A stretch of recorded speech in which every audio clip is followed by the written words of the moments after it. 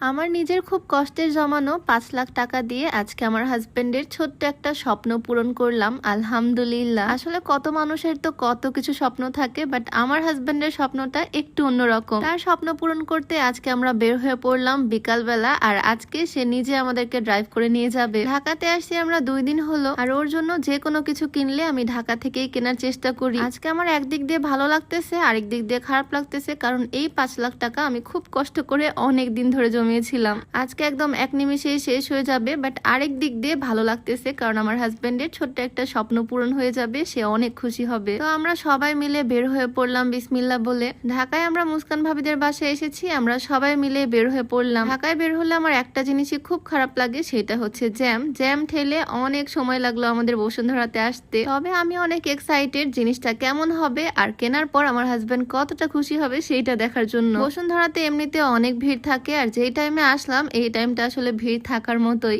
বসুন্ধরায় আমি যেই কাজের জন্যই আসি না কেন, একটা ড্রিঙ্কস আমি নিয়ে নেই। আজকেও খুব মজাদার একটা ড্রিঙ্কস নিয়েছি, কাঁচা আমের জুস, যেটা খুবই মজা। চারিপাশে দেখে হয়তো বুঝতে পারতেছো আজকে এখানে কি পরিমাণে ভিড়। আজ আরো অনেক কিছুই কেনাকাটা করার ইচ্ছা আছে, তবে সর্বপ্রথমে যেটা কিনতে আসছি সেইটা নিতেই আসলাম। প্রথমে আমি ভেবেছিলাম আমার হাজবেন্ডকে একটা আইফোন 17 প্রো ম্যাক্স গিফট করব, একদম সিরিয়াসলি এটা ভেবেছিলাম। তবে এখন যে ক্যামেরা কিনে দিচ্ছি এইটার দাম পড়বে প্রায় 4.5 লাখ টাকা। আর আনবক্সিং করার সময় দেখো তার মুখে কি সুন্দর হাসি। আসলে টাকা যেরকম ভবিষ্যতের জন্য জমাতে হবে, ঠিক তেমনই কোনো কিছু শখ থাকলে বা ইচ্ছা থাকলে সেটা কিনতেও হবে, নয়তো এত টাকা কামিয়ে লাভ কি বলো, যদি ছোট ছোট শখ গুলোই না পূরণ করতে পারি। সে আজকে মেনলি একটা ক্যামেরা সেটআপ নিতে এসেছে। এইটা হচ্ছে ক্যামেরার বডি, এইটার দাম হচ্ছে 2,08,000 টাকা। আবার এদিকে ক্যামেরার একটা লেন্সের দামই 1 লাখ টাকা। সবকিছু মিলিয়ে একসাথে যখন বিল করলো আমি তো পুরাই অবাক। আমি ভাবছিলাম হয়তো 2-2.5 লাখের মধ্যে সব কমপ্লিট হয়ে যাবে, বাট পুরাপুরি আমাকে 4.5 লাখ টাকা গুনতে হয়েছে আজকে। তবে দেখো ক্যামেরায় কত সুন্দর ছবি আসছে, আমিও তো খুবই হ্যাপি। আসলে ছবি ভিডিও এগুলোর উপরে আমার ফ্যাসিনেশন অন্যরকম, সেই কারণে এই ভিডিও জগতে আসা।